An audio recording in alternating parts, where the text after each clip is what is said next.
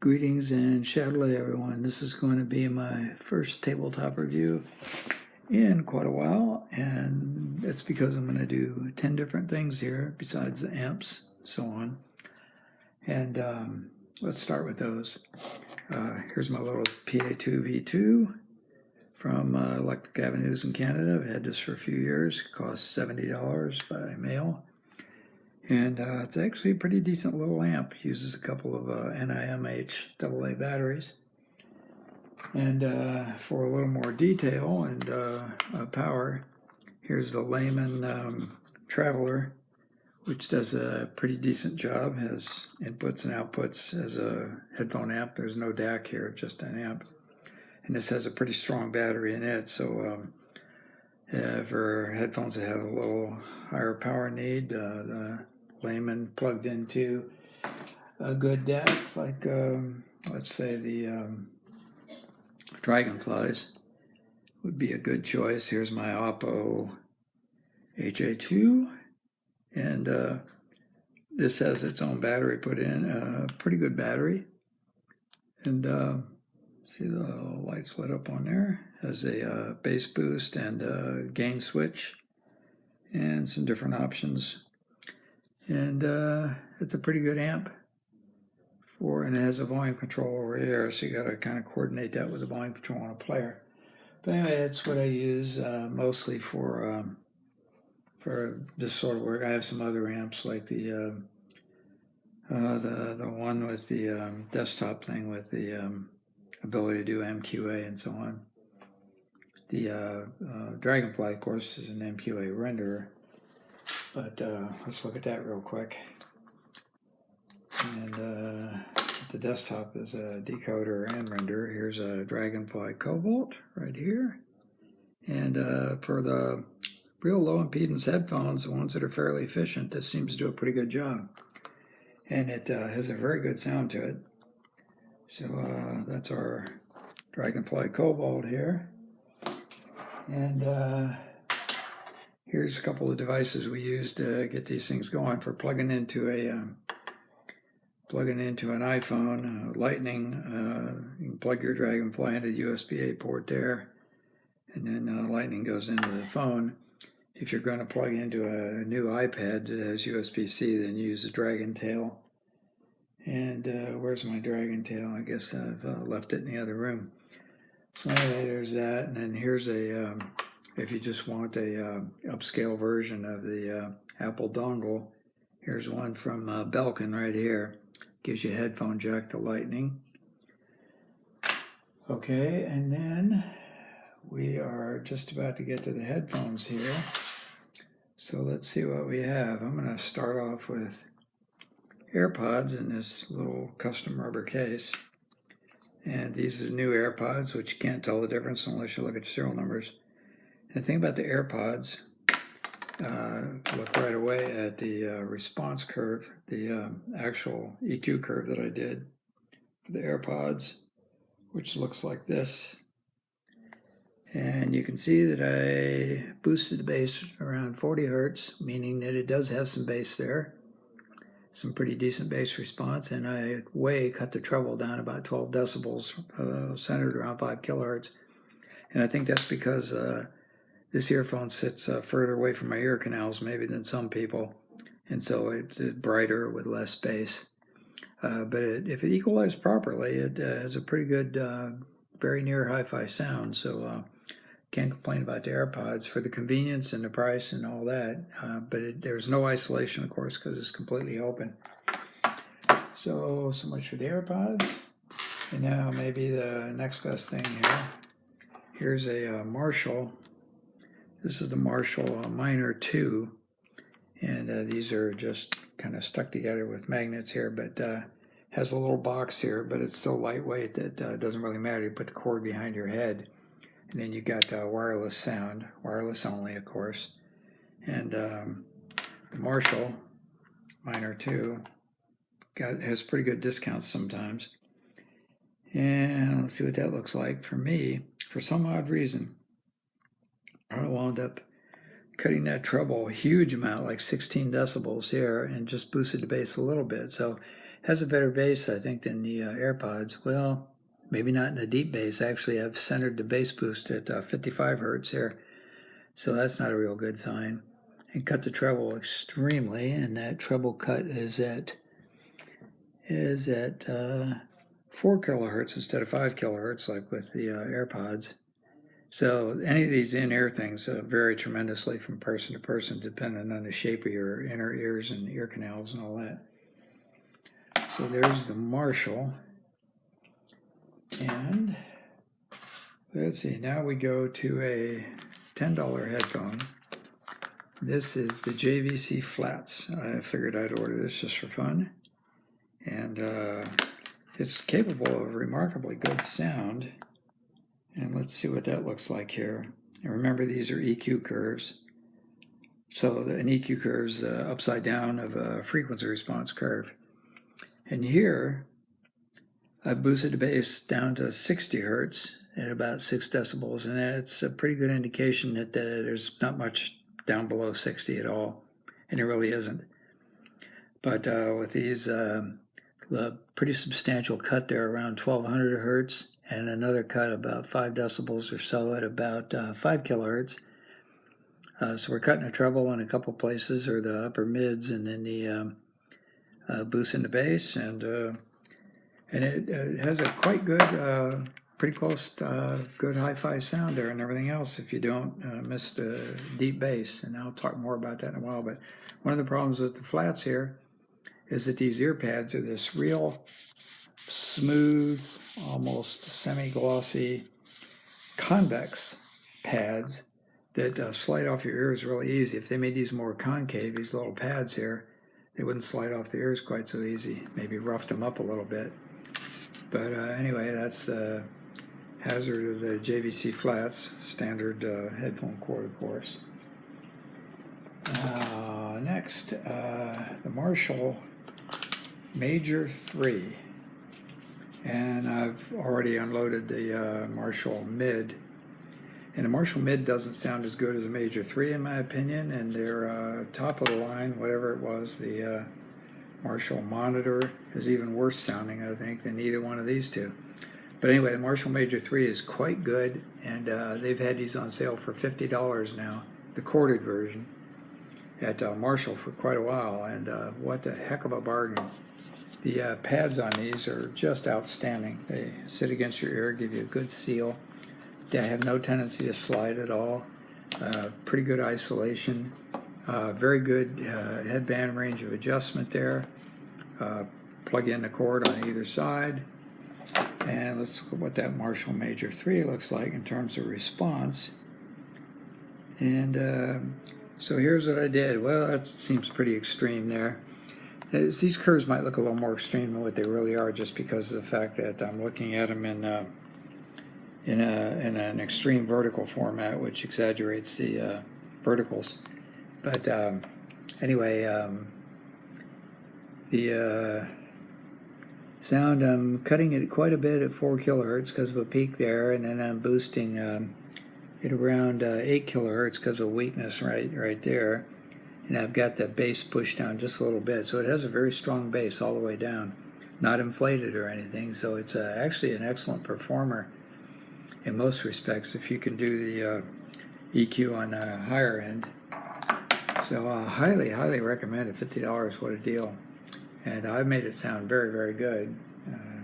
Your mileage may vary, as they say. Next up we have a Marantz, and why they put their name on this I don't know, but it's just a typical, very low cost studio monitor class headphone here. Closed back, of course. Decent sized ear cups. And good headband range of adjustment here, but you know, it's a lot like a lot of other studio monitor headphones in the $100 to $120 category. I don't even think it's as good as the KRK. I think it's $8,400. But let's take a look at that Marantz and what I did with it here. Oh, looky, I boosted the bass by, goodness, 6 decibels at about 40. And then I had a pretty strong cut down here oddly enough, at 8 kilohertz. So I'm boosting one headphone that's very weak at 8 kilohertz, and I'm cutting this one another 8 decibels or so at 8 kilohertz. So it goes to show it's not me. There's a huge variety of sounds in these headphones here. So as far as anything above 10 kilohertz, I'd like to point out that there's very few headphones I've ever had a strong output above 10. Beyer T70, T90, T1, those could have some real peaks up as high as 14, 15 kilohertz. And you can hear them. You don't, even if you're almost deaf, you can hear them. Especially with the volume turned up a little bit. But anyway, this is not a good response for a studio monitor class headphone, but then again, I only paid $60 because I had it on sale for half price. And yeah, whatever, Marantz. Not the sort of thing Saul Marantz would approve of, I don't think. Now here, which came in an actual carry case, this is kind of a hard, soft carry case. It's zippered up, but it's pretty flexible and soft here. All right, and this has the ESS 422H, I think it's an H, and 422H has a high layer motion transformer in it, in each ear cup, along with a dynamic driver. So it's the first hybrid I've had since I had the Final Audio Pandora 6, which had a like a balanced armature driver plus a dynamic driver in it, and it was a pretty darn good headphone. This has real potential, especially in considering that it has pretty good bass detail, and it's very well made. It's very, very heavy, and it has a very, very strong clamp, so I don't know how it's going to go over with people. It's corded only, of course. And let's see what that ESS looks like here. And what do we have? Oh yes, a very hollow and dull sound. All right, we have a pretty good recess at 3 kilohertz, so that's right there in your presence region, and that'll make sound a bit dull. But at the same time, we've got a very high emphasis between about 500 and 1200 hertz, and that adds to a very hollow sound in the mid-range. And between the bass and whatever down here, not much of a variance. But anyway, that needs I talked about a hollow sound in Beyer DT770 at one time, the anniversary edition. But this is worse. And so it's got a lot of warts, but you know, this I got it for $150, and this thing is probably made to sell for $500. Although they really need to do a lot better job on the sound to demand $500 for this thing. So there's the ESS 422H. And now we get some higher value headphones here. This one here, in a nice little violin style carry case, is the Beyer Dynamic Lagoon. And the Lagoon, its carry case looks like this, kind of folds up like the old Bose headphones. And this has pretty good isolation, decent sized ear cups, but there's something projecting out of these ear cups down inside, and they're fairly shallow. And this could really hurt somebody's ears. Doesn't bother me at all, but I just start to feel them when I put these on, so somebody else might have a problem with that. But anyway, these are wireless and also run wired, and I'm trying to remember where they do purely passive sound or not. Some of these headphones do, these wireless headphones, sometimes they'll do passive, real passive, and then other times passive requires that the electronics be on. But in any case, you get the same sound with a cord or without the cord, as long as you're not using the app and tuning it separately. So that Beyer Dynamic Lagoon, my curve on that looks somewhat like this. And oh boy, it may be a little weak in the deep bass down here, not much. And we have a pretty amazing weakness here, right around I'd say between 3 and 4 kilohertz. Yeah, between 3 and 4, I got a pretty substantial boost up there, about 9 decibels. That's very weak. And down here in the upper treble here, we're looking at some amount of reduction down there between 6 and 7 kilohertz and everything, and then it's still pretty strong around 8 and 9. Takes a dive after that, but any headphone that has resonances up there around 9 kilohertz, which is pretty common in closed back headphones, you're going to take a dive above that, and so again, you know, your mileage might vary depending on what kind of fit you get, but this doesn't have, you know, it does have, rotates quite a bit here, so it's got good rotation and good fit. It's a little heavy, but not that much, and it's got just enough of a clamp that the weight will be taken up by the ear cups, and you won't have the thing pressing down on your head, even though it's got a nice fat headband padding right here. So there's a Beyer Dynamic Lagoon, kind of a interesting headphone there. Here we have the Pioneer DJ headphone, HDJ X10C. The X10 was $350. The X10C carbon fiber version, limited edition, was $600, $250 more. And it has the you know, the XLR type of socket for the headphone jack on there. And then nice carry case with some gold trim on it, and pretty good range of adjustment with click stops. Some gold trim on there. You can probably see the carbon fiber. Yeah, you can see the carbon fiber detail on there pretty well. And this, like other Pioneers, it has a pretty strong recess in the mid treble. But it's not nearly as bad as some of the other cheaper Pioneers, which I found to be very dull. Let's take a look at the curve I did on this one. It's the X10C. Did a huge boost up here in the mid-treble, starting around 5 kilohertz. So you see some of these things are reduced a lot at 5 kilohertz, some of them are boost a lot. Again, curve's a little bit exaggerated, so this is more or less what it looks like. Shows a pretty broad recess in the mid-treble there, and not much to complain about from the mid-range on down there. So kind of hard to say. I never really felt 100% satisfied with this when it comes to EQ. The detail is there. I think the carbon fiber actually made a difference, and a positive difference in the sound. But of course, I didn't have the X10 to compare with, just this carbon fiber edition. So I can't tell you how much of a difference it made, but I thought the detail was good enough that it probably was, the carbon fiber was probably helping. Whether it's $250 worth, I don't know, and that recess is pretty significant. Now, the last two up here that I've got are the V-MODA. This is the new M100 Master, and fits in this nice small carry case, little clamshell thing, a little fat, but small. And then click fold, folds out like so. Get a pretty good range of adjustment here on the ear cups.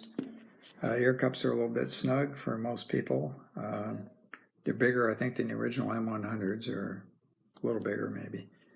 But I also got the so-called croc shields on here with the crocodile pattern. And I got some new shields coming for another one, but they haven't arrived yet, to be here in a couple days. But the thing I wanted to compare here between the M100 Master and this Grado carry case I had to buy separately. This is the big one. They have a small one and a large one.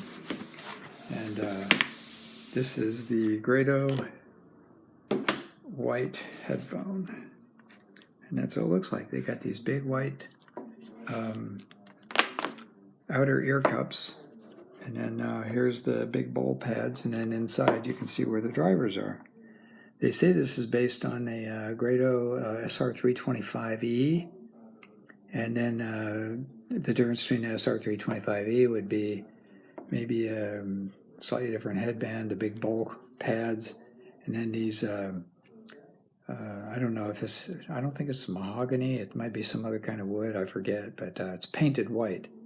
The wood is painted white. And these two headphones, between this and the M100 by V-MODA are as different as day and night. Literally as different as day and night. And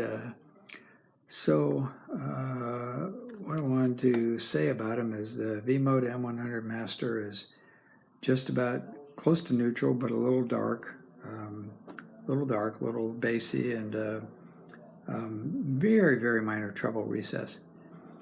And my reaction to the Grado when I first got it was there's absolutely no bass at all, and fairly bright in the treble. And so let's see what I did to these two. The M100, the curve I did, looks like this. I did a little boost there at 5 kilohertz for a slight recess there. Again, you know, don't forget these curves are a little bit exaggerated here. And I did a very small, about a 4 dB cut down there in the upper bass around 90-100 hertz. And I kept the lower bass from 40 hertz on down, kept that flat because it's good. It's very detailed. They have improved drivers over the original M100 by Roland this time. It's done new voice coils and drivers, and they've always used dual diaphragm and 50 millimeter, I think. And whatever it is, it's just amazing. And then for the Grado, that would be this one right here. And so you see I have a big whopping bass boost there centered around, what is that, 55 hertz. And there's a little bass at 55, nothing below that. And even with the EQ curve, can't really get the impactful low bass. So you don't get that kind of sound. It's for EDM, I'd say I would never use it. And but the amazing thing about these two headphones, and I've got quite a cut there at 7 kilohertz, centered at 7 kilohertz, got a pretty big cut there. And then looking at again in a more flattened manner here. So what we got is a headphone that's bright and lacking in bass, and yet at the same time I would say that these are the two most enjoyable headphones I have because they sound so different. Both of these with the EQ that I've done sound great to me on 90% of my music, but there's a 10% that falls out with the Grado, and there's another 10% that falls out with the M100. And but with the M100, you know, you're leaning towards dark with a strong deep bass, lots of impact and all that sort of thing. So there you go with that. And with the Grado, you're looking at acoustic music, jazz, things like that. It's just an absolutely marvelous sound with the EQ that I've done with it. And so I highly recommend each one, given the caveats that I've pronounced here. And Soji knows what I've done to them and what kind of experience I've had with them. I think that's easily my way too favorite headphones here. The Grado white headphone, I don't think they might have a model number, WH1, but usually people call it the white headphone. And then based on the Beatles White Album, I guess, and then the V-MODA M100 Master. And you can get customized shields for this, and you really go to town on the looks there. And of course the V-MODA M100 Master is of course corded only, it's not wireless. And the Grado is what it is with this very heavy duty cable. They put a 3.5 millimeter plug on here, and then they give you an adapter. Smartly they put a snap-on adapter here instead of a screw-on adapter, so that's way better. And I love both of these, listen to them a lot. And that's about all I got to say for this review, and I thank you very much.